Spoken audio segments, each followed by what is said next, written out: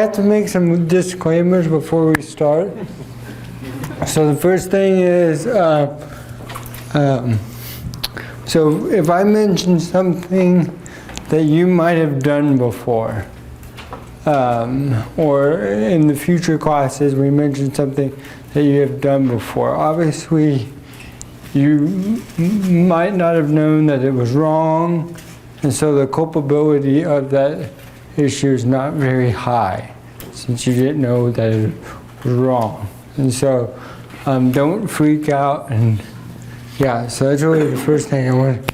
And if you have any questions about anything, feel free to ask. If it's on a very personal matter, you can wait for after class, or you can ask a priest, or you can be like, I know someone that, yeah, to that whole situation. So the main objective tonight is really to see how the church discerns how we are to act, and that it's not this arbitrary, like, oh, we are to do this because the Pope says so, or we are to do this because the Bible says so. That this is thought out. There's a reason, because the key, really, with Catholicism is we accept God's revelation out of faith, but that doesn't mean that our reason is flawed. We can use our reason to discern stuff. And so we're going to kind of go over how the church discerns things, and you're going to also find out that a lot of these things the church just gives principles to help you, because each case is different. So how to help you discern these things if you ever find yourself in these situations, okay? So just to review, last time we kind of went over the moral vision. I think this is key, because the moral life is not a divine demand-like response.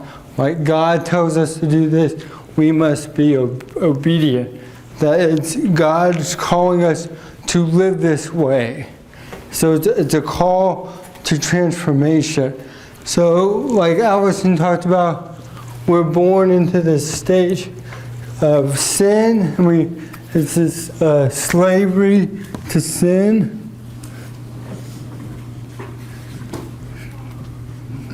Slavery to sin, or slavery, I guess, in sin. And God does not want us to be in this state.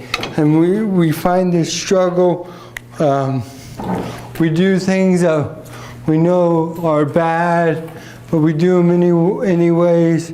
And it's part of this original sin. And God came to redeem us and bring us to a life in the Spirit, or life in Christ, to where we ought to be. So life in the Spirit. And this is kind of what Romans is about, and how Christ is able to overcome this. So our whole attempt is to transform into this. And the reason why we can is because of Christ's death, we're able to have grace. So we can't do this alone. We first need grace.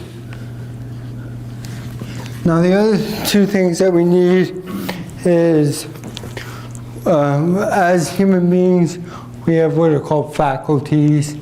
So that's abilities, and those two abilities are we can think, so I can know stuff, and then we have a will, we can choose stuff. And so God gives us things to help us to work with His grace to be transformed. And one is to help our intellect, which is the law. So the law shows us how... Wow, that was horrible. I know I write like a 2-year-old, but good grief. So the law shows us this way, it incites us, but we may know where to go, how to act, but that doesn't mean that we always do it. And the way that we do this is I like to put like a little stepping stone. Oops. And this is what we call virtue. Virtue is doing the good, not just once, but continuously. And with God's grace, we learn from the law to gain virtue, to live this life in the Spirit. That's kind of just like a big overview. And we call this, when we're living in a life in the Spirit, we are truly free. We're doing what we were made for. But when we're struggling with sin, we're not really free. We struggle with our desires. It's almost like an addiction. We're not able to do what we ought to do. Does that make sense somewhat? Okay. Because I'm going to come back to this. So that's just kind of a short review of what we went over last time. I'm going to keep on referring back to this. So, how do we discern what is right and wrong? And I think it's good to think of this as principles. So I'm going to give like an analogy, okay? So, how many of y'all took a math class? Yeah. How many of y'all dreaded that class? No? Okay. So, we all learn in math that 1 plus 1 equals 2. Okay? And we know that through the principles of addition. And then we learn multiplication, and then division, and then like algebra principles. And it kind of builds and builds. And so it almost becomes instinctive. Like we see a simple problem like 1 plus 1, we know that's 2. Okay?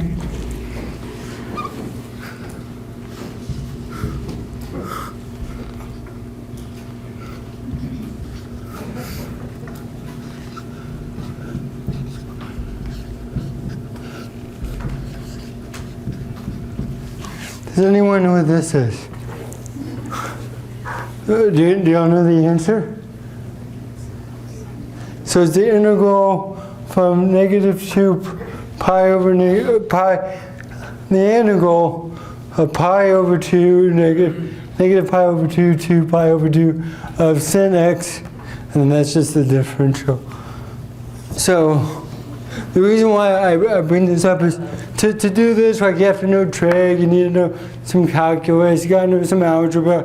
But when you do it, what this actually boils down to is 1 plus 1 equals 2. The answer is actually 2. The reason why I go over this is same with the moral life. There's easy things that we can look at, and there's difficult things that we can look at, but they all have an answer. Like it's not just ambiguous, no matter how difficult it is. And sometimes it takes a lot of looking into and discernment, and that's why I just want to use that. So how do we discern this? So there's 3 main views. There's relativism, utilitarianism, and then this Catholic view. So relativism, Allison kind of went over. Basically, you get to choose whatever you want. When it comes down to it, no one really believes that. Everyone wants to hold it to the best extent until someone else's view violates them, and then cry of injustice, and now relativism no longer works. And yeah, a lot of people go on utilitarianism, or it's a form of consequentialism, and basically this is we want the least amount of pleasure. I mean, the most amount of pleasure, the least amount of pain for the most amount of people. Seems kind of, and so it's all like, it's based all upon the consequence. So like this is where you get the whole people give you those weird situations. Okay, a train's going down a train track and someone's tied to the train track and there are 5 people in the train. What do you do? It's like, I don't know what kind of world you live in, but that's weird. Or they get the lifeboat situation, and the whole situation of there's 5 people on a lifeboat and it's weighing down. What do you do? And the whole thing is you're supposed to divvy up, well, which outcome's the worst? Choose the least worst one, but there's your moral thing. Okay. So that's also not how the church accepts it. So how does the church discern what is right from wrong? And so the church looks at 3 things. It looks at an action by itself, the intent, and then the circumstances.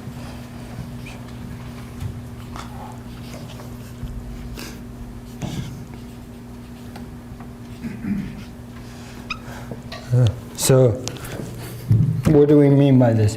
So the action by itself. So that means we hold up the action. No one's doing it. We just look at, okay, killing someone. Is killing an innocent person wrong? We don't know who's doing it. We don't know who is being done to. Well, we know that they're innocent. In that sense, is that wrong? Or so we just look at the act itself, okay? So that's the first thing. We then look at the intent. So what was the end that the person wanted to achieve? So you can kind of see the action as the means. Oops. And the intent as the end. So what was the purpose? So now we're taking this random action and we're saying this person's doing it for this reason. Does that make sense? So the intention, and then the circumstances is everything surrounding this action. So who's around? Where is it happening? What's the environment of this action? And we look at all these things to help us discern what is right and wrong. And basically, if any of these things can make a whole moral act wrong. So what that means is there's some actions, no matter what the intent is, it's always wrong. So like you can use the example of rape or murder. They're always wrong because they always violate. And the reason why that we know that they're wrong is they always violate something that's good. So God wills things that are good. So we do things that are wrong when we violate the good. And so we're going to go over that specifically with life issues. Okay? Or the intent can be wrong. So let's take the example. Let's say I'm a very effective businessman. I've become very, I have a lot of money. And so what I want to do is I want to give the money to the church, which is a great thing. I greatly appreciate it. So you can do that 2 ways. You can do it weekly or monthly or yearly in a private way through the collection or just giving something to Father. Or you could hold a press conference, order a huge check, and make a big deal that you're giving something to the church because you want everyone to know. So what is your intent? It's to maybe publicize the betterment of how great I am or something like that. But a bad intent can make a good action actually wrong. So I think that's Does that make sense? Yeah.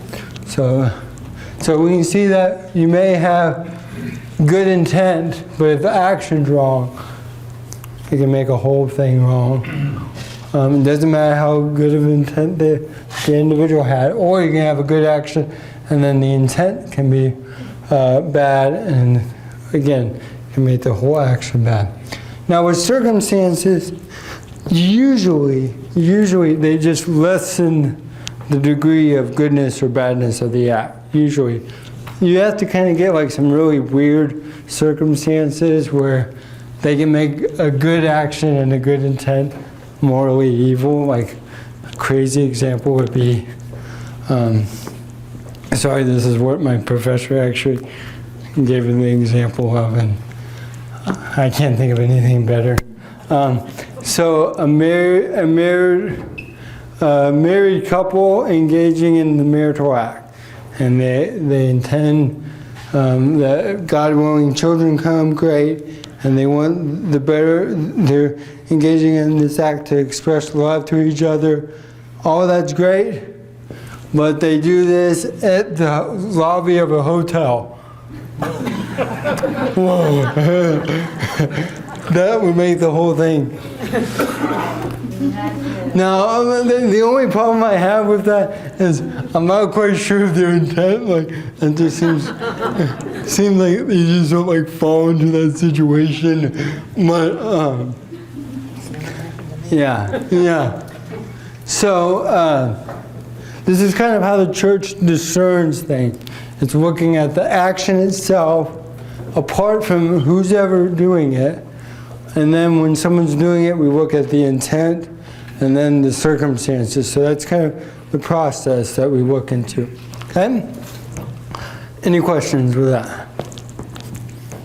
So now we're going to start going into stuff. So the life issues. So I was telling someone that they asked me what we were teaching tonight. I was like, oh, we're going over the life issues. So I assume like they know what that means. They're like, so like, what do you mean life issues? Like dealing with co-workers and stuff like that. I was like, oh no, yeah. Didn't had a different understanding. So why does the church believe what she does? And the neat thing about the church is the Catholic Church doesn't fall really into any political party. So you'll find that really like, we're not really Republican, we're not really Democrat, we're just Catholic, and usually we make everyone mad. So why are there life issues? Okay, so the main issue why there's life issues is because we believe that every human being has dignity, regardless of anything. So it doesn't matter about how old they are, how young they are, it doesn't matter where they are in the position of reality, it doesn't matter what color skin they are, it doesn't matter what social economical background they are, or education or anything. Everyone has dignity. So this is really key, because like the church would say racism is evil. Why? Because we don't believe that there's one pure race, or there's one race better than the other. No, everyone's equal. Doesn't matter no matter what, we're all equal. So why do we have this dignity? It has nothing to do with anything that we can do. It has everything to do with that we are created in the image of God. And due to that, everyone has dignity, and it can never be taken away. Even though no matter how bad someone treats another person, that dignity can never be taken away. So I think that's very key, and you'll find that when we go over Catholic social teaching, this is fundamental. Like when it comes to any moral issue that has to deal with human people, is that each person is equal. Now they may be different, but that doesn't mean that they're not equal. Right? So when does human life begin and end? That's really, so the church believes we are created in the image of God, and that doesn't mean that my body looks like God, because God doesn't have a human body except when Jesus Christ assumed it. So that means is that our soul has the faculties similar to God. God has an intellect and a will, and due to the fact that we have an intellect and a will, we're able to be in communion with God and be in relationship with Him. And due to that, those faculties we believe flow from our soul. So that means we are a body and soul beings. So that's why, actually I'm not going to say that's why, but that's why whenever we encounter things that don't have a body or don't have a soul, we freak out. So things that don't have a body that creep us out are things like ghosts and spirits. And things that have bodies that don't have souls are either corpses or zombies. And for some strange reason, there's a lot of people that believe in like some zombie apocalypse, and I'm not quite sure why, but we're scared of the zombies. So why is that? Because it's unnatural. We see that we were made to be body, soul united. So what does the soul do? The soul animates our body. This is basically Greek philosophy picked up by the Christian faith. So we look at when is the body animated, because the soul is the animating function of the body. So whenever we see that the body can no longer be self-animated, we're saying that's when death is. Now, trying to define that is very difficult. So the church doesn't put like things on like brain waves. It's very general with that, and we'll go into detail more. So when do we see the human being being able to be animated, so actually growing? We see it at conception. So we say that at the moment of conception, everyone should be treated as a person. And so from the moment of conception till natural death, when the body is no longer being animated by itself, is when the church says life is. Remember, Eric, back, that was probably 10, 15 years ago, there was a lady in Florida. Mm-hmm. Huge deal. They pulled the plug on her. Yeah, and we're going to go in that in very detail. Like, so, what does the church call for with end of life care and stuff like that? Yeah. Okay, so let's go into the first issue. So, if we believe that life begins at conception, then that would be obviously that any action that ended life after conception, the church would be against. So the church is against abortion, and even it's against contraception, different forms of contraceptions that prevent implantation. So that's an interesting thing. If you go into the medical community now defines abortion as the removal of an implanted embryo would be the medical term. And the reason why they did that is because actually some forms of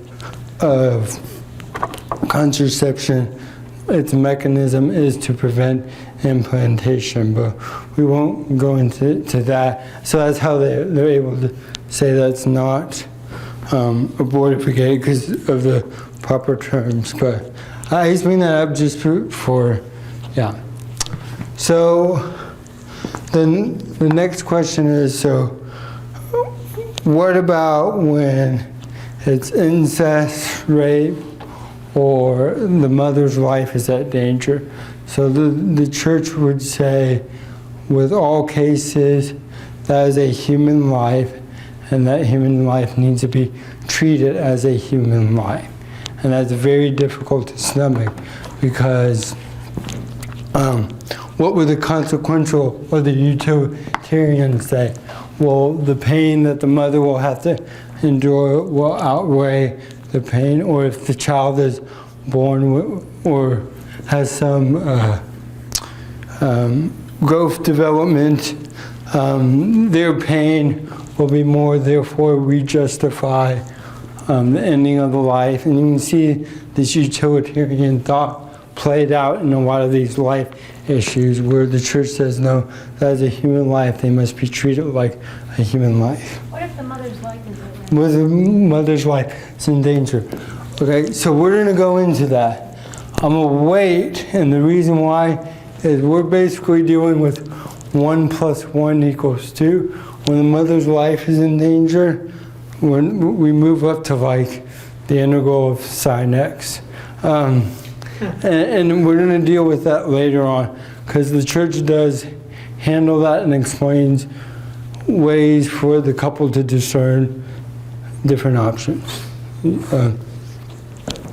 So, any questions on just yeah. Yeah. So, the interesting thing, the other argument goes, and this kind of shows the different, how the whole vision is different, not just with a utilitarian mindset, but the other argument for abortion is that it's the woman's right. She has self-autonomy over her own body. And this is the interesting thing of where it comes to the idea of freedom, and how the Catholic view of freedom is very different from other people's view of freedom. So our view of freedom was living in this life of spirit according to God's law, the way that He made us. That is how we become free. Where another view is freedom is the ability to choose what you want. So you are free when you're able to make whatever choice that you want. So if I want to do this, I am most free when I'm able to choose what I want. Where the Catholic view is, no, you are most free when you're able to choose what is good. And that's a very different view, and you may be like, well, that's not really free. But the whole thing is, whenever you get to choose whatever you want, let's take, and this is an extreme example, I understand, but it's just so someone that chooses a vice over and over, when they continue to choose that vice, it becomes an addiction. And they are no longer free. Their desires force them to choose the vice. And then they are no longer able to choose what is good. And we call that an addiction. And that's what we mean by the slavery of sin, where for Catholics, no, true freedom is whenever you're able to choose what is good. May not be easy, may not, but yeah. Does that make sense, or is that way too abstract? That's way too abstract, I'm sorry. All right, so we'll go back into self-defense, and then I'm going, after self-defense, I'm going to jump back to what if the woman's life is in danger. So let's take the issue of self-defense. If someone is attacking you, what do you do? So they have dignity, you have dignity, they're threatening your dignity. What do you do? So the church does not believe in pacifism, so that means you don't do anything. But you have every right to defend your life. So what does that mean? That means you try to defend your life. We know that. So what it's saying is the action of defending your life is good. Your intent needs to be the defense of your life. And the circumstances should be you're put into a situation to defend your life. But if it becomes where, let's say, John Bob, I don't know why I'm using that, but John Bob attacks me, and I see him and I begin to defend, but out of frustration, I'm like, you know what? I'm kind of angry that John Bob came after me. And so I have isolated the situation, but I continue to engage and attack until I kill him. That's where the church would say, okay, no, because my intent was I wanted to end this guy's life. So now what happens if John Bob comes after me and he doesn't know that I have kung fu skills and I'm not that good where I can just diffuse the situation, and I do some karate kick across his face and John Bob falls down, and it was totally out of me trying to defend myself, and he dies. So this is what the church calls the principle of double effect. So what was my action? Was to defend myself. My intent was always to defend myself. But a secondary effect was the end of his life. It was never intended. That was not the purpose of my actions. So another example would be, because let's be honest, if I got in a fight, I would be on the losing end. So if I'm trying to actually defend my family, I would have a gun. So if someone's aggressive, is coming after me, so I just pull out my gun and I shoot him. Okay, and he falls down. So if he falls down, he's no longer moving. My family is safe. I can watch him. Now, if he falls down and I unload the clip on him, obviously my actions and my intent. Now, if that one shot killed him, then it was never intent. But you all see the difference. Okay, so that's the principle of double effect. There's never an intent for me to kill him. So if he gets up and runs off and I just shoot him again, obviously my intent, yeah. Do you call 911? Yeah. Yeah, I call 911 because I don't want him to die.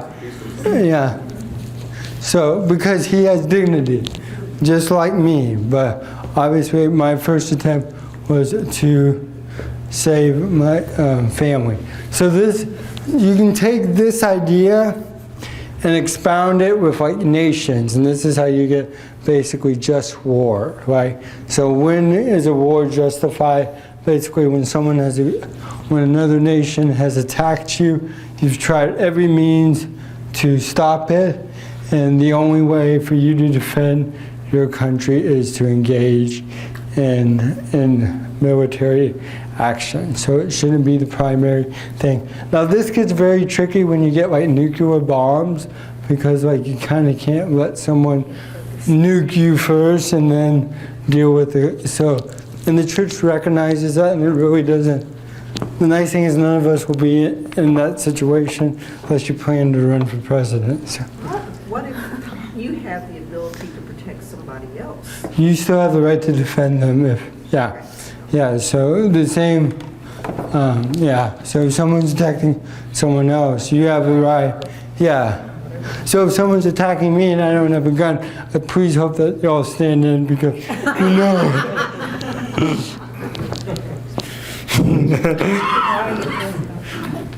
Yeah. So now let's get to the example of the woman's life in jeopardy. So, sorry, you probably never thought this was going to happen. So, let's get a very real life situation. So, a common one where a woman's life would be placed in jeopardy would be called an ectopic pregnancy. So what this situation is when the child is conceived, and when the conception usually happens in the fallopian tubes, but usually attaches in the uterus. If it attaches, it can either, sometimes this usually doesn't happen. It can actually go out and attach to an organ, like a kidney or a liver. But a lot of times it will attach into the fallopian tubes, and the child will begin to grow. The fallopian tubes will begin to expand, and they will rupture, and there's no determine when that will happen. It will be internal bleeding, and it's very likely that the mother will die. So that's a real life situation. So the way that the church handles this, and this is really when it comes down to someone praying and discerning over this, is what we can't do is we cannot remove the child.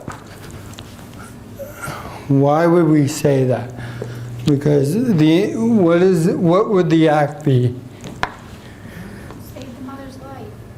Or that, Well, that would be the intent. killing the child, yeah. Yeah, so the intent would be good, but the action of removing the child is basically what an abortion is. And I'm going to just tell you, you're probably going to go home and you're not going to be sold by this, and most people aren't. So what the church says is, in this circumstance, if, let's say, this wasn't a child, let's say a tumor formed right here, okay, and the fallopian tube was exploding, what would you do? You would remove what? The tube, or you can remove the fallopian tubes. Yeah. So you would make 2 incisions and remove the fallopian tube. So is the act of removing the fallopian tubes wrong? No. Okay. There's a child in there. Is the act, But the child's not going to live anyway. I know, is the act of removing the fallopian tubes wrong? Is the act Result in the death of the child. Is the act of removing the fallopian tubes wrong? Is the intent to save the mother's life wrong? No. That's how people get around it. I'm gonna just tell you, like, and some people are like, what's the difference between that? I've heard more theologians say, well, the removal of the child isn't the intentional killing of the child. It's the act of that. I've only read one person say that, but this is someone applying the principle of double effect to this given situation. So a lot of times what people will be advised of is the removal of one of the fallopian tubes. And yes, the child will die no matter what, but the action is okay, the intention is okay.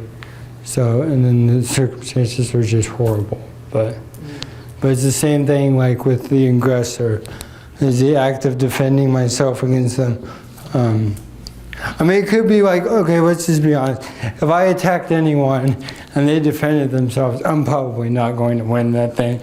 So, I think that's the thing. Like, we already know the outcome.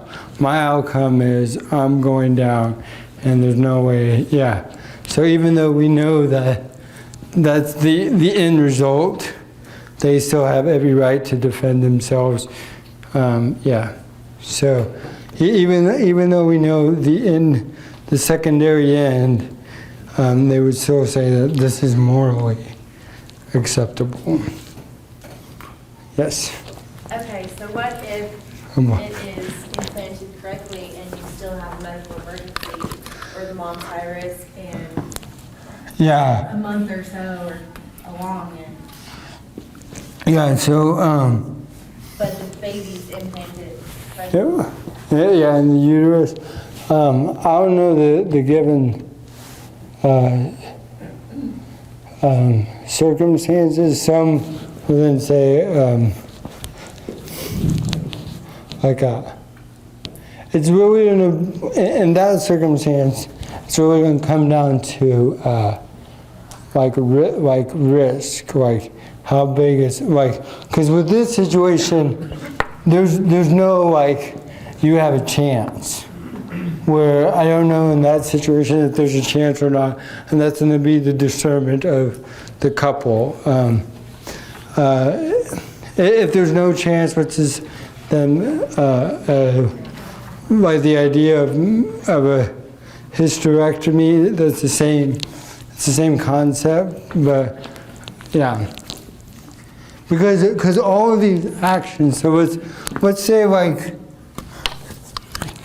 So this kind of goes into the sexual ethics. We'll deal with this now. Let's say there's no child. So the church is against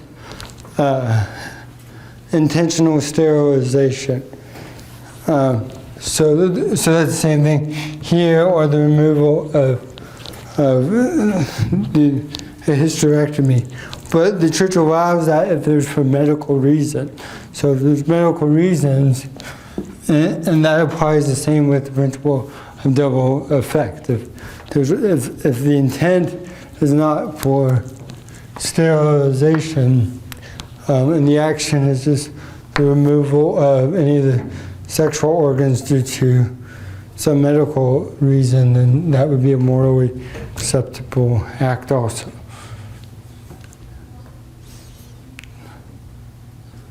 Is there any? Yeah. And whenever these situations come up, I think what I tell you tonight is not really to give you guidance.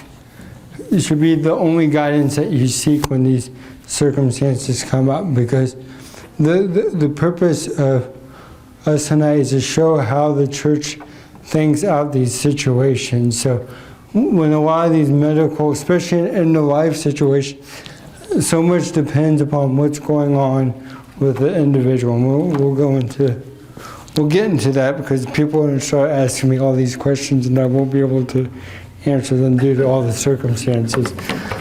But let's continue with the death penalty. So, first thing is, does a mass murderer have dignity? Yes. So that's key. So the church sees punishment as not retribution primary, and that's what most people think of punishment. Church sees punishment should always be, I forgot the proper word.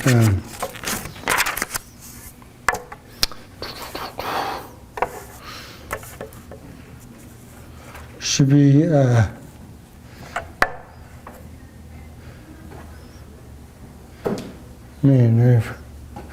it's redemptive. No, not redemptive. Oh gosh, the penals. It's to correct the individual. I forgot what the proper term is. So rehabilitate. Praise God, there's someone that knows. Rehabilitated. So we punish people the punishment should help them rehabilitate, because we care about that person. Now, some people may be unable to, and that's why we incarcerate them, to protect them from society. But our primary purpose is to rehabilitate them. Why? Because they have dignity. So when is the death penalty ever allowed? The church actually does allow it. It's whenever a state is unable to keep the public safe due to an individual. So what the church says in America is basically our penal system can lock people up for a really long time. Therefore, we don't really need the death penalty. We're not in a state where we cannot incarcerate people. So like if you're in a country where we didn't have a jail system and you couldn't keep someone locked up, then if that's the only way for the state to protect the people from this individual, then the state has the right. But basically what the U.S. bishop says, we're not in that situation.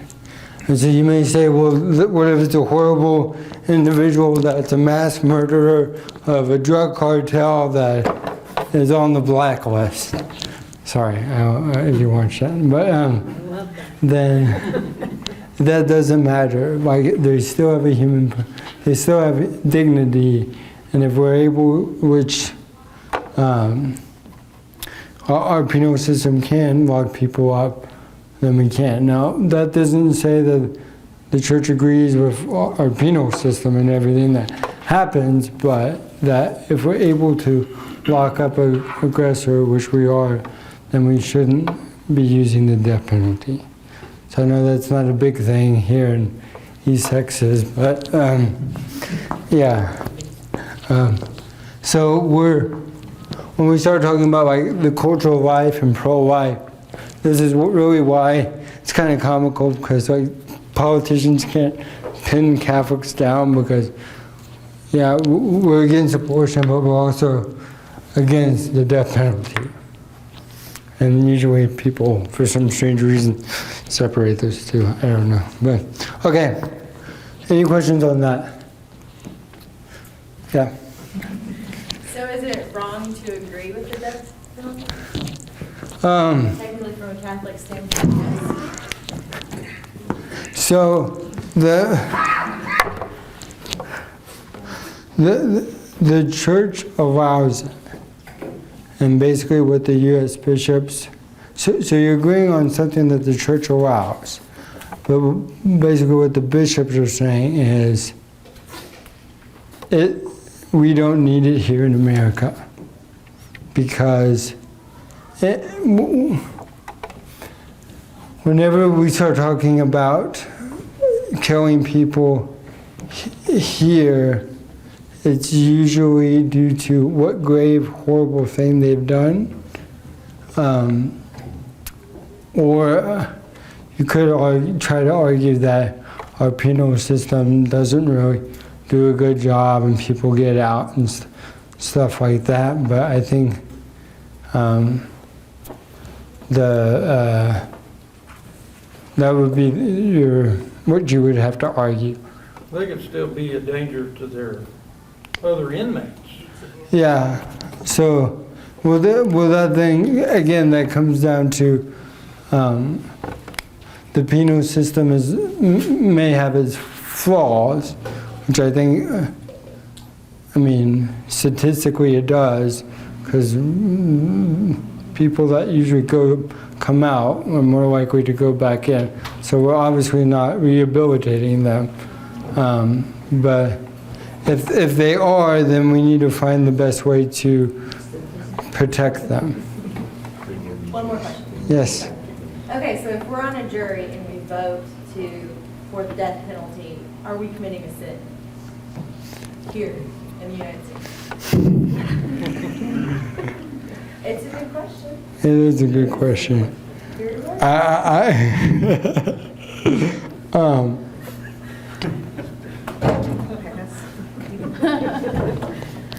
it would be hard for me not, with the guidance of the bishops, I would think that would not be a good choice.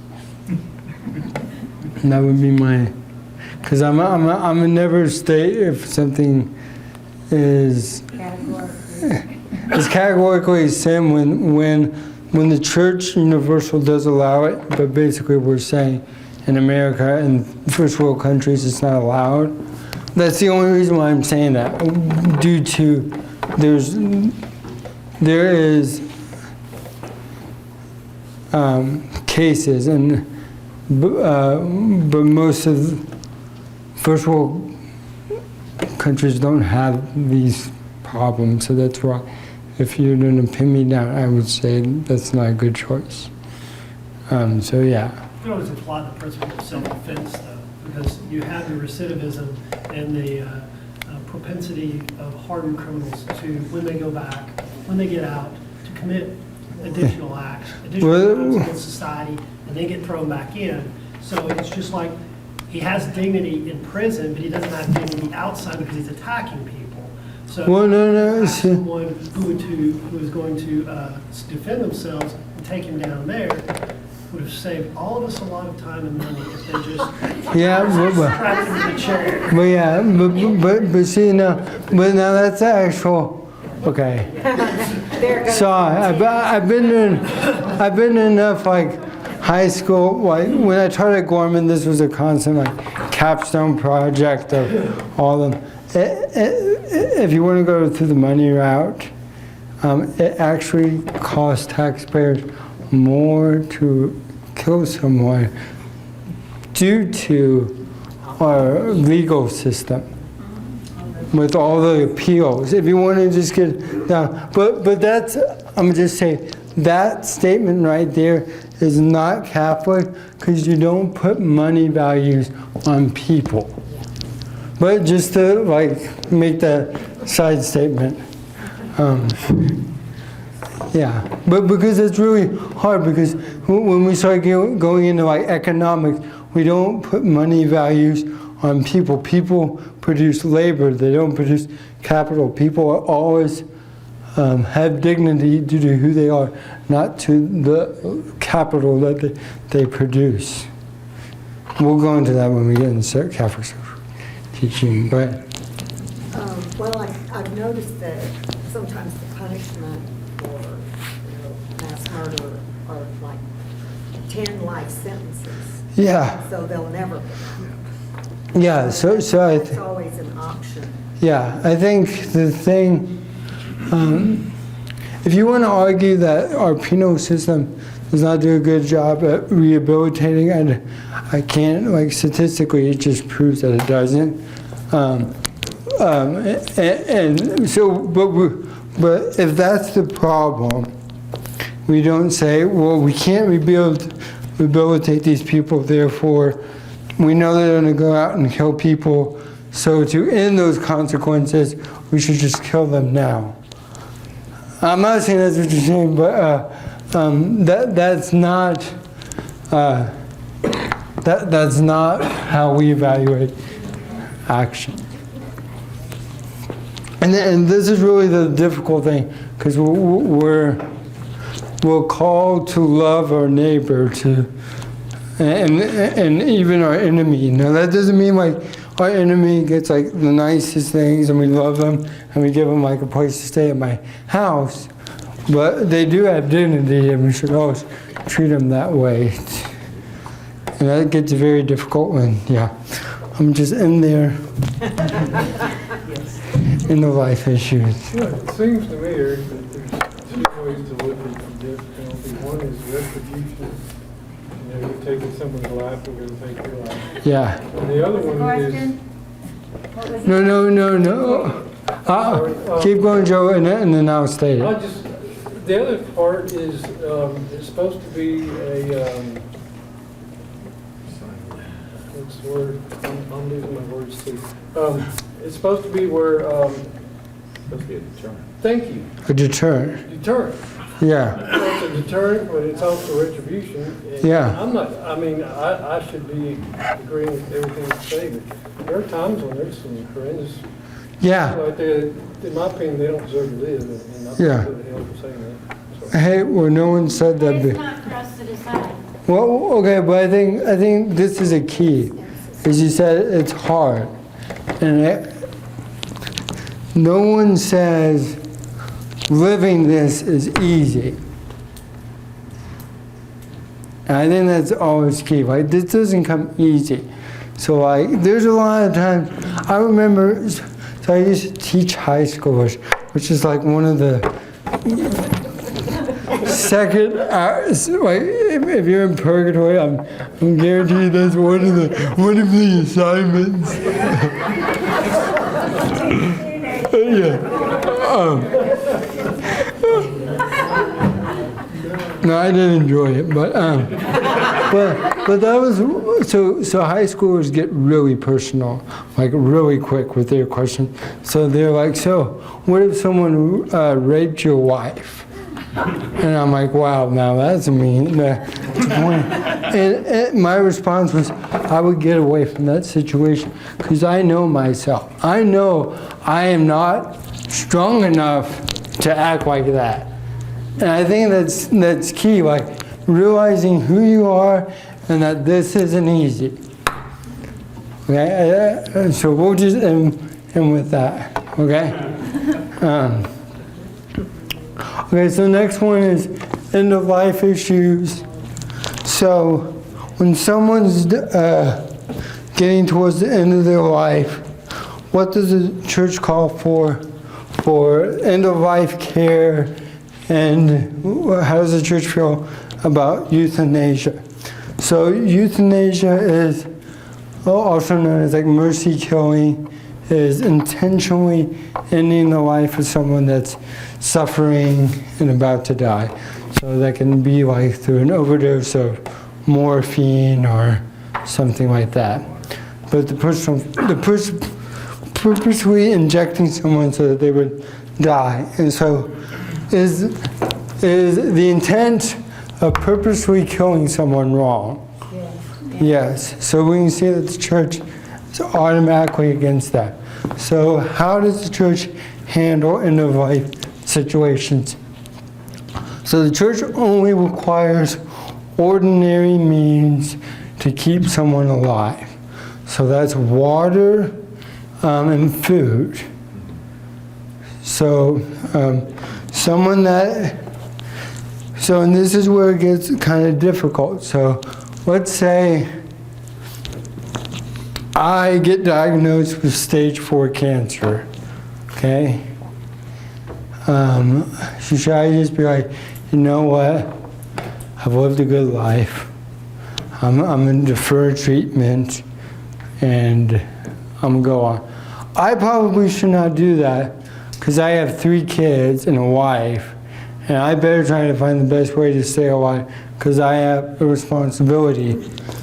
Now, if I'm like 80 years old and I know naturally I'm going to die soon, and I get diagnosed with stage 4 cancer, and you don't have to seek extraordinary means, especially if your body is already dying, okay? So that's a very overgeneralized thing. Times when someone can defer water and food is if water and food are actually prolong. Well, not just that, but like actually making things more difficult. Like the esophagus is no longer working and stuff like that. So that doesn't mean like you gotta start pumping food into the stomach. You're not obligated to do that. You're just obligated to give food and water until it becomes detrimental. In terms of people who have Alzheimer's, they begin to not want to eat. So Yeah, it's not necessary to try to force them food, even though, you know, they shut down themselves. yeah. So you have to do the best. You have to do the best of your ability to get them to eat. But like, someone has Alzheimer's, you don't have to force through like is it a tracheotomy is through the Feeding tube. food? Yeah, yeah. So you don't have to do that. Coma, So you just let it die then, right? well, The woman was in Florida. She was in Yeah, a coma. yeah. so So what did they do? Just pull life support? Was she on life support? She wasn't on life support, she was just in a coma being fed through a feeding tube. so But she had like $1 million Years life and insurance years. policy, I think, that her Oh. husband wanted to collect. so Oh, Lord. Well, he didn't say that's what he wanted. So- He wanted a divorce, and he wanted, and couldn't get it. so and these it all gets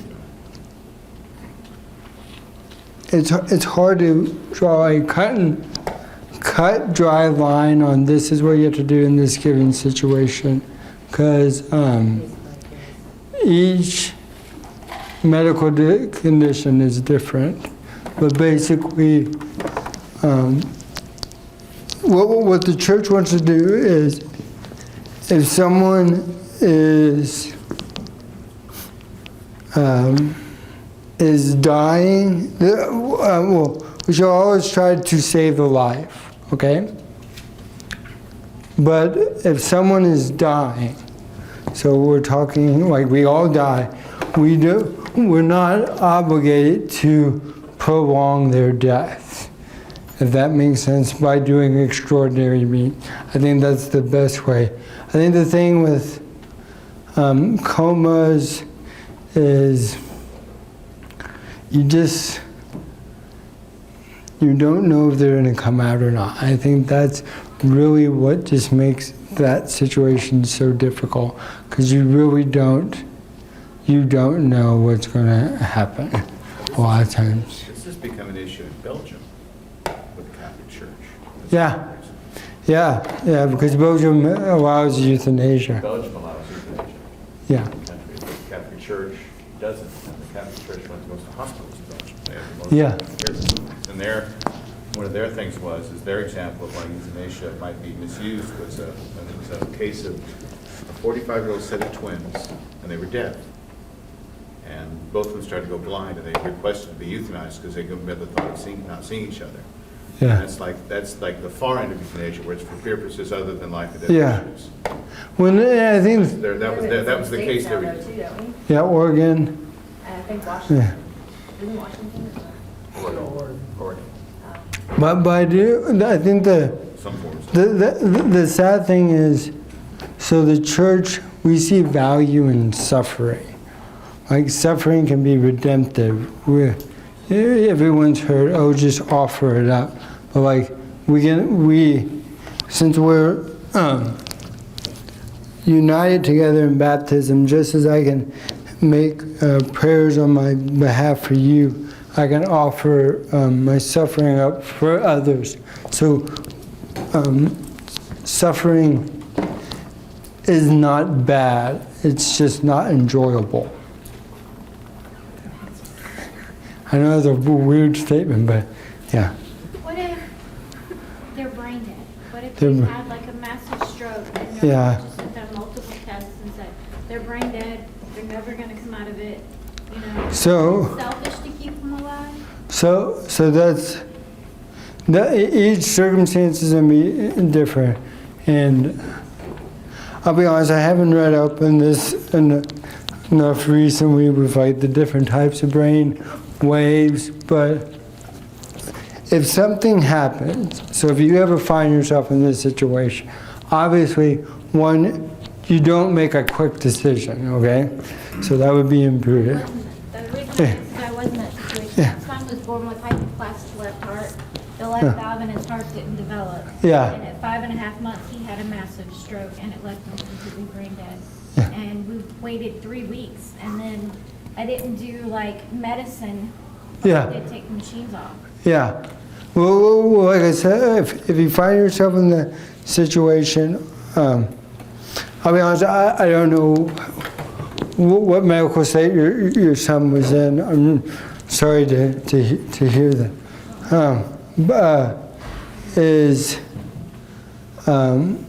Try to discern with the help of the doctors and some more guidance on what is best in that circumstance, because it's I can't give you an answer. I'm sorry. Because I just don't know enough information. So I think it's good. This brings up a good thing. If anyone finds themselves in any of these situations, a good thing to do is pray, discern. So you need to acquire information, and maybe medical information, and maybe moral direction, and then make a decision. This isn't like oh, I feel like I should do this or anything like that.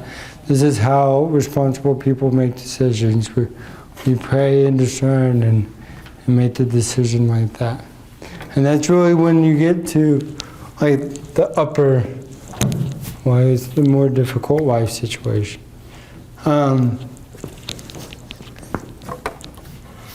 Okay, 10 more. Any other questions? I think the key is like, just from a practical thing, a lot of times it's really key if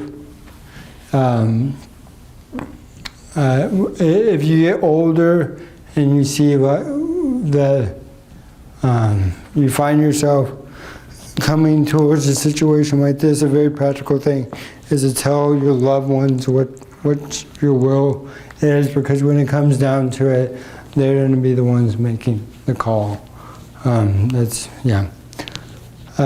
So afterlife, we have organ donation and burial. So the church does accept organ donation. You might read that I was somewhat skeptical when it first came out, and the main reason was the church wanted to make sure that we weren't killing people to harvest their organ, because it gets kind of difficult, because like the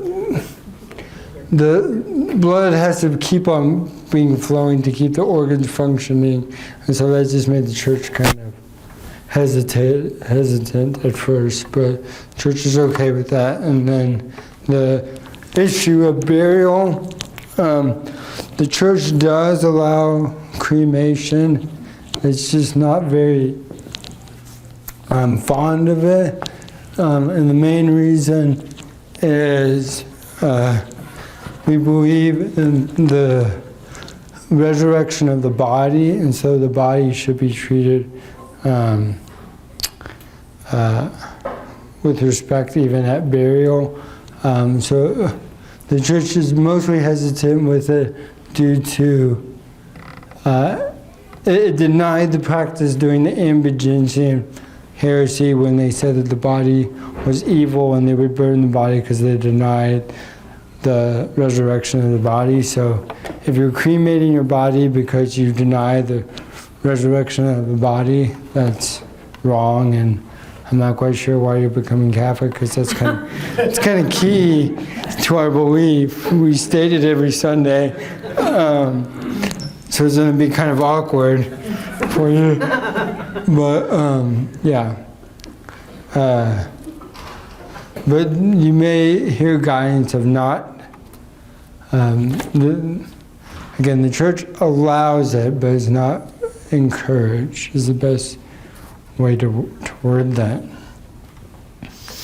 Okay, any other questions? It's not too much of a leap.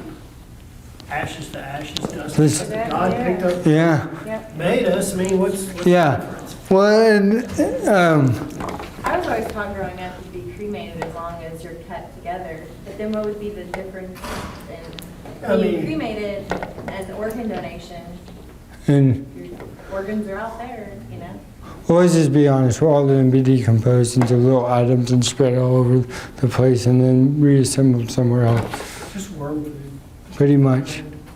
Yeah. But I mean, if you want to get, so here's some fun stuff. This is some fun. This is where you start getting like people think theology isn't fun, okay? So you read Pope Benedict, Cardinal Ratzinger's Introduction to Christianity. Now I'm just telling you, like I'm stepping like there's like this class and now we're going like way up here.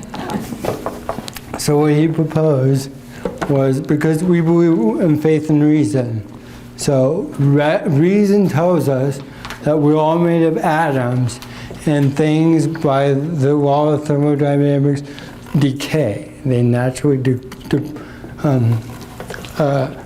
decompose.